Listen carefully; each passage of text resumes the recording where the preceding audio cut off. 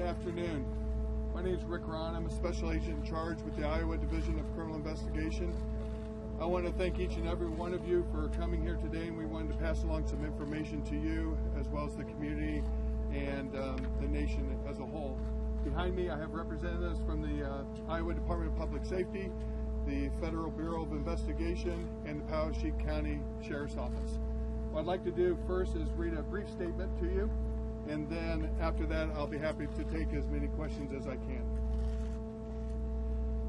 A first-degree murder charge was filed today in connection with the disappearance of Mollie Tibbetts, who was last seen jogging in Brooklyn, Iowa on July 18, 2018. A complaint and affidavit names Cristhian Bahena Rivera, age 24, who resides in rural Poweshiek County, and he has been charged with murder in the first degree. Dozens of law enforcement officials from local, state, and federal agencies were involved in the investigation after the disappearance of Mollie Tibbetts. A body was discovered early this morning in a farm field southeast of Brooklyn, Iowa. The identity has not been confirmed, however, we believe it to be the body of Mollie Tibbetts. A complaint and affidavit, which will be provided to you, will provide the details and of allegations against Mr. Rivera. Charges were filed in the Poweshiek County District Court.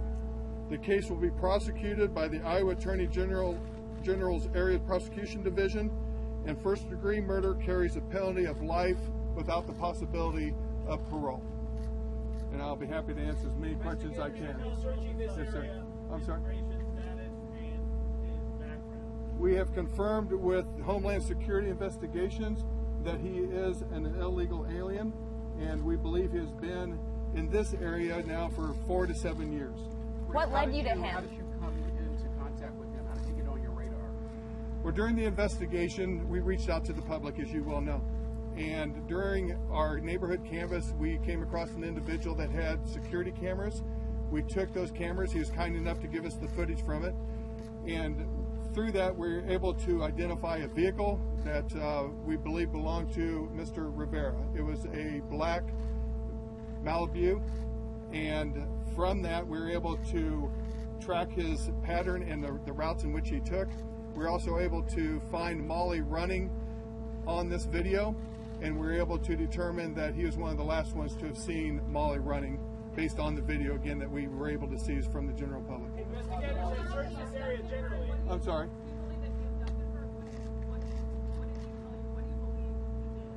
Well, again, we were able to pull him in during the investigation. We conducted a lengthy interview with Mr. Rivera, and during that interview he tells us that he sees Mollie running and was able to come upon her, approach her, and while he was interfacing with her, he actually tells us that he ran alongside of her or behind her.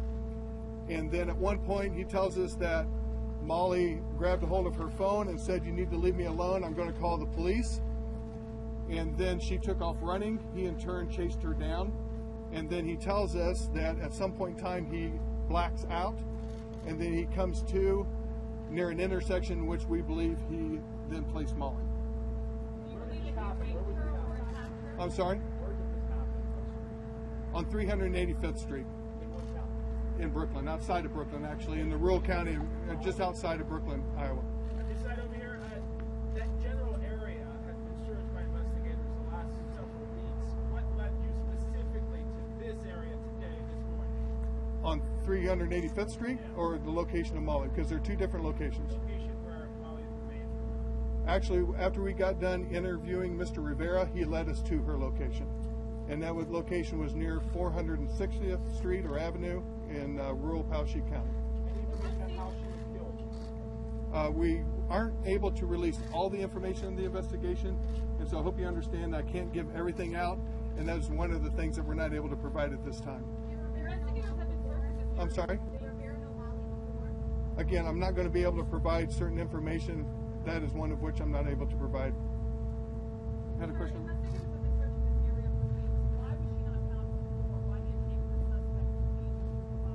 Well, I'm sure you've driven around the area, and it's a rural county, and there are a lot of fields, a lot of woods, a lot of ditches. We have certainly had extensive searches throughout the county. We just didn't have success locating her. And In this particular case, she was found in a cornfield, and there were corn stalks placed over the top of her, and so we just weren't able to locate her at that particular part of the investigation. Yes. Can you talk about the timeline, when you got this security video, when you found out about Mr. Rivera, when you questioned him, just kind of when this all happened? Well, we got the video a week or two ago, and we spent hours going through the video trying to, first of all, locate Mollie on it. Secondly, see if there's anything suspicious following Mollie, which is what we did. And so we again spent hours going through that. Officers did a great job coming up with the timeline. I mentioned to you last week that we felt very good about our timeline. That just confirmed our timeline that we had. And then again, we were able to determine what vehicle was following Mollie. We identified that vehicle belonging to Mr. Rivera, and then we located him, interviewed him, and subsequently he led us to her location. How long have you been talking to him?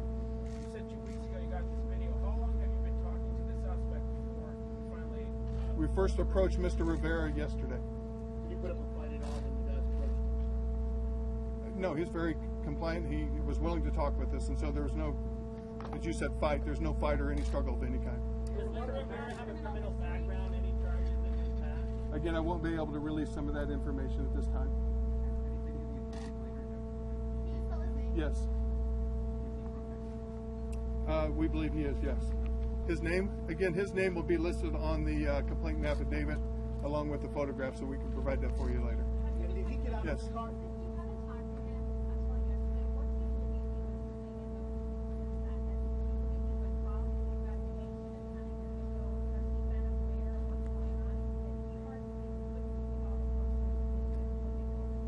Can't really speak to that at this point.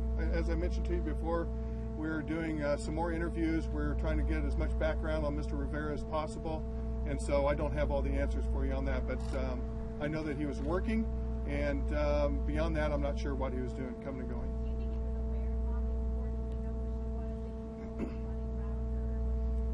Again, there's certain parts of the investigation I will not be able to release, and that happens to be one of them I won't be able to speak on. You had a question here? Reward money that Crime Stoppers has. What about the reward money? I'm sorry? What happens now with that reward money that was collected by Crime Stoppers? That's not for me to say. I don't play a role in that, so I'm not sure what will happen with the money or the reward. Did he say this was the first time he had seen Mollie Tibbetts was taken from Stockport previously?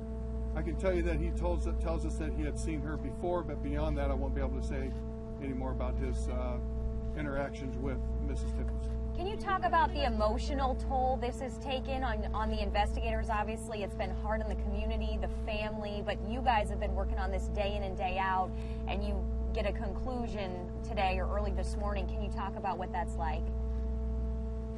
These are hard.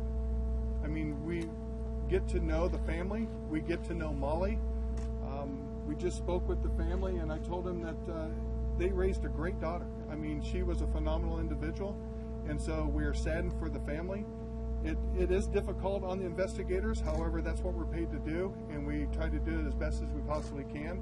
We're just happy that we're able to locate him, get him charged, and then hopefully come out with a successful conclusion, that being a conviction.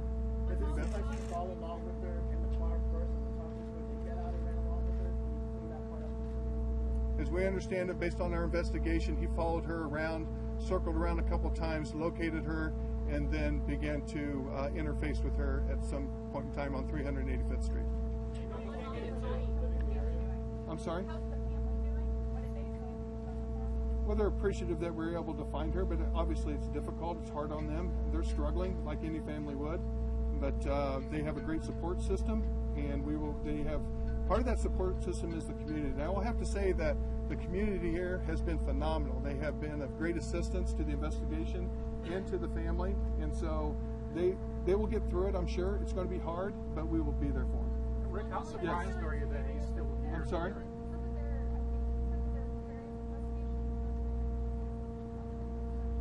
Well, the location where she was found is on 460th, and we believe the running route in which she was running was on 385th Street, yes.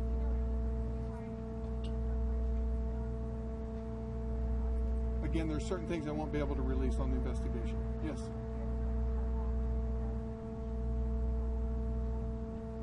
Well, But we know that she was abducted on the 18th, and beyond that, we wouldn't be able to provide that information. How surprised are you that you didn't try to flee? I can't stay in the area. I can't speak. I mean, I don't know what he was thinking and what his mind process was, so I can't really speak to that. I mean, yeah, I don't have an answer to that. Yes, sir. I know you can't talk specifically about the motive, but what can you tell us about the motive and how a young 20-year-old innocent girl is now dead? So you're asking me about the motive? Well, again, I can't really speak about the motive, as you said. I can just tell you that it seemed that he followed her and seemed to be drawn to her on that particular day, and for whatever reason, he chose to abduct her. So I can't speak other than that. Was that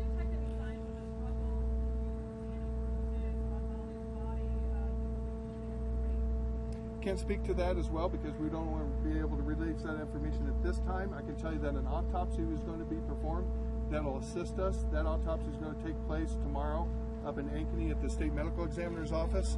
And so we will await those results. Sometimes that takes a while, and that'll aid us as well in the investigation. How long do you think she was dead? I can't speak to that as well. Again, that goes with the State Medical Examiner's examination of Mollie. Was that surveillance video the break in the case? I mean, for a month, you've been asking the public for tips and help. Without that video, would we maybe never know what happened to Mollie? The video was critical. I'll put it that way. Again, we have talked to hundreds of people. Over 4,000 leads came in on this investigation, and so it was extremely helpful. Let's put it that way. Is Mr. Rivera someone who was well known in the community? Did lots of people know him, or did he kind of keep himself? As I understand, he pretty much kept himself. Did he face any previous charges? That would be a question to be answered by Homeland Security investigation, not I. Anything you can tell us about Rivera's role in the community here? Did he work here? Had he been here for a long time? He was employed here, and again, as I previously mentioned, he was here, we believe, anywhere between 4 to 7 years, but beyond that, I don't have any additional information. Did he indicate Yes, sir.